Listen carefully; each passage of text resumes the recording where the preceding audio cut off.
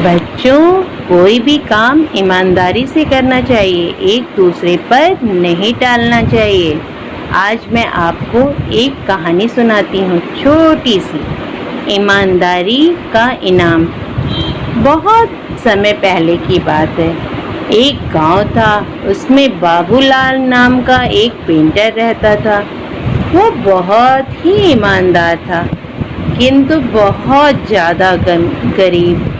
वह घर घर जाकर पेंट का काम करता था। उसकी आमदनी बहुत कम थी, मुश्किल से दोनों टाइम का उसको भोजन मिल ही पाता था। पूरा दिन मेहनत करने के बाद भी वह कभी कभी भूखा रह जाता।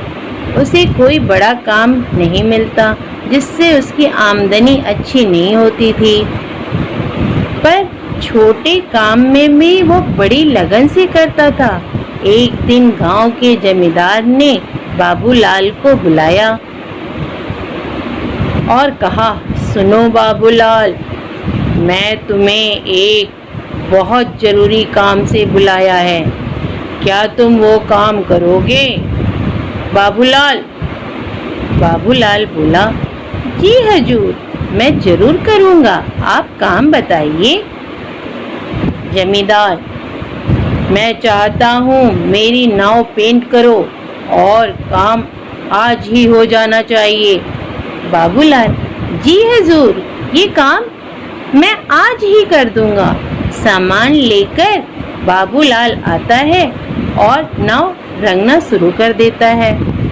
बाबूलाल जब नाव रंग रहा होता है तो उसी समय उसे नाव के अंदर एक छोटा सा छेद नजर आता है। अगर नाव को वो पेंट कर देता, छेद छोड़ देता, तो वो नाव पानी में जाके डूब जाती। बाबूलाल ने उस नाव के छेद को पहले बंद किया और फिर उसने वह नाव को पेंट कर दिया। फिर जमींदार के पास जाकर बोलता है, हजूर, नाव का काम हो गया है, आप चल के देख लीजिए। फिर दोनों नदी के किनारे जाते हैं। नाव देखकर जमींदार बोलता है, अरे वाह बाबूलाल, तुमने तो बहुत अच्छा काम किया है। ऐसा करो, सुबह आना, मैं तुमको पैसे दे दूंगा। उसके बाद वे दोनों अपने घर चले जाते हैं। अगले दिन जमींदार का परिवार उसी नाव में नदी में घूमने जाता है। शाम को जमींदार का नौकर रामू, जो उसकी नाव की देखभाल करता था, वह वापस आता है और परिवार को घर में न देखकर जमींदार से परिवार वालों के बारे में पूछता है। जमींदार उसे सारी बात बताता है कि सब लोग नदी में घूमने गए हैं, नाव बन चुकी थी। रामू चिंता में पड़ जाता है, क्योंकि उसकी चिंता को देखकर जमींदार रामू से पूछता है, क्या हुआ रामू, तुम क्यों चिंतित हो? हजूर, मैं चिंतित हूँ, उस नाव में छेद था, अब क्या होगा? जमींदार भी घबरा जाता है। रामू की बात को सुनकर जमींदार की सिट्टी पिट्टी गुम हो चुकी थी। तभी उसका परिवार मौज मस्ती करके वापस आता दिखता है। उन्हें सकुशल देखकर जमींदार बाबूलाल को फिर बुलाता है। तुमने बहुत बढ़िया काम किया बाबूलाल, मैं बहुत खुश हूँ। पैसे गिनने के बाद बाबूलाल हैरान हो जाता है, क्योंकि वो पैसे बहुत ज्यादा थे।